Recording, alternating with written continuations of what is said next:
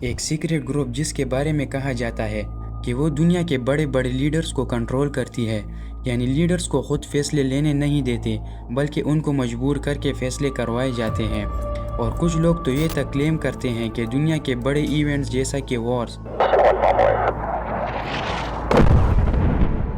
یا کسی کنٹری کے پی ایم کو چینج کر کے کسی دوسرے کو پی ایم بنانا، یا کسی کنٹری میں مہنگائی یا بے روزگاری کا بڑھ جانا، سب اسی گروپ کی پلاننگ ہوتی ہے۔ لیکن یہاں پر سوال یہ بنتا ہے کہ کیا ایلومیناٹی واقعی ایگزسٹ کرتی ہے یا پھر یہ انٹرنیٹ پر صرف ایک پھیلی ہوئی سازش ہے؟ تو چلیے جانتے ہیں ایلومیناٹی کی اصل کہانی، اس کا فاؤنڈر کون تھا اور کیا یہ آج بھی ایگزسٹ کرتی ہے یا نہیں۔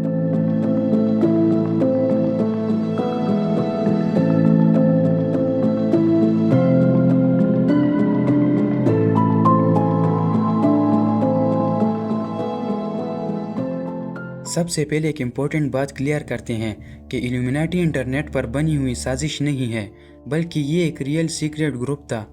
1 مئی 1776 جرمنی کے باویریا ریجن میں کچھ لوگوں کا گروپ بنتا ہے جس کے فاؤنڈر ایڈم ویشارٹ ہوتے ہیں، جو یونیورسٹی آف انگلسٹیٹ میں پروفیسر تھے۔ اس گروپ کا نام پرفیکٹائبلسٹ رکھا جاتا ہے، جس کا مقصد لوگوں کو اس وقت کے کنگز کے رولز کے مطابق زندگی گزارنے سے نکال کر خود فیصلے لینے کی عادت پھیلانا تھا۔ ایڈم ویشارٹ ایک عام پروفیسر نہیں تھے، بلکہ وہ اسٹرانگلی بلیو کرتے تھے کہ لوگوں کو کنگز کے رولز کو چھوڑ کر اپنی مرضی سے زندگی گزارنے کے لیے ایجوکیٹ کرنا بہت ضروری ہے۔ ایڈم ویشارٹ کے ساتھ 4 اسٹوڈنٹس کا گروپ بنتا ہے اور ہر بندہ اپنے لیے سیکریٹ نیم یوز کرتا ہے۔ ایڈم ویشارٹ کا سیکریٹ نام اسپارٹیکس تھا۔ ان کا سیکریٹ نیم رکھنے کا مقصد یہ تھا کہ وہ لوگوں کو کنگز کے خلاف ایجوکیٹ کرتے رہے اور انہیں کوئی خبر نہ رہے۔ اگر میں ایک ایگزامپل کے ذریعے آپ کو سمجھاؤں، سوچو تم اور تمہارے 4 دوست سیکریٹ گروپ بناتے ہو اور ایک سوسائٹی میں پرانی سوچ کے اگینسٹ آئیڈیاز پھیلا رہے ہو۔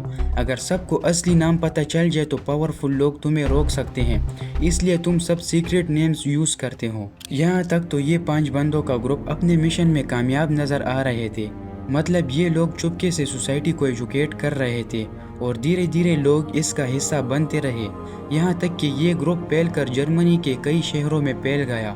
اور چونکہ یہ گروپ جرمنی کے باویریا شہر سے شروع ہوا تھا، اب اس کا نام پرفیکٹائبلسٹ سے تبدیل کر کے باویرین ایلومیناٹی رکھا گیا تھا کہ یہ گروپ ایک اسٹرانگ اور کلیئر آئیڈینٹی بن سکے۔ باویرین ایلومیناٹی یعنی وہ 5 بندوں کا گروپ جو اب پورے جرمنی میں پھیل چکا تھا۔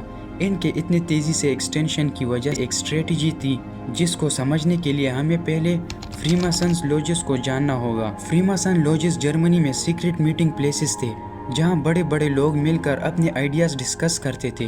ایلومیناٹی گروپ نے پہلے فریماسن لوجز کے بڑے بڑے لوگوں کو ایجوکیٹ کیا اور ان کو اپنے ساتھ ملا کر ان کے ذریعے اپنے آئیڈیاز عام لوگوں تک پہنچاتے تھے، تو وہ لوگ ایزیلی فریماسن لوجز کے ممبرز کی بات مانتے تھے کیونکہ وہ عام لوگ انہیں اچھی نظر سے دیکھا کرتے تھے۔ اور یہی اسٹریٹجی اس گروپ کی تیزی سے ایکسپینڈ ہونے کی وجہ تھی۔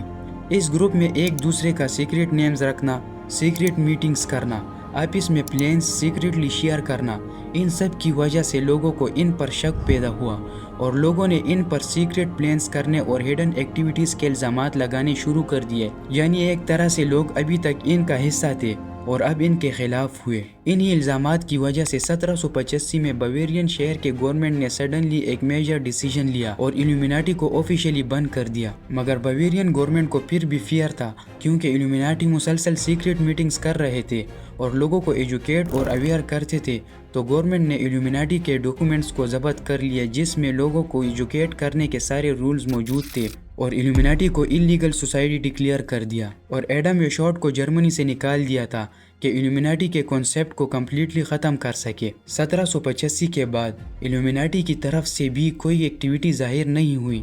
اب ایک انٹرسٹنگ ٹوسٹ آتا ہے کہ ایلومیناٹی آفیشیلی ڈس اپیئر تو ہو چکی تھی، بٹ اس کے بعد سڈنلی یورپ اور جرمنی میں رمرز سپریڈ ہونے لگے اور کچھ لوگ کلیم کرنے لگے کہ ایلومیناٹی سیکریٹلی سروائیو کر رہی ہے اور سیکریٹلی تمام دنیا کے بڑے بڑے ایونٹس کنٹرول کر رہی ہے۔ جیسا کہ 1789 میں فرانس میں ایک بڑی ریولوشن ہوئی جس میں عام لوگوں نے کنگ کی پاور کے خلاف آواز اٹھائی اور اپنے رائٹس کی ڈیمانڈ کی، تو اس وقت کے رائٹرز نے کلیم کیا کہ شاید اس ریولوشن کے پیچھے بھی ایلومیناٹی کا ہاتھ ہے۔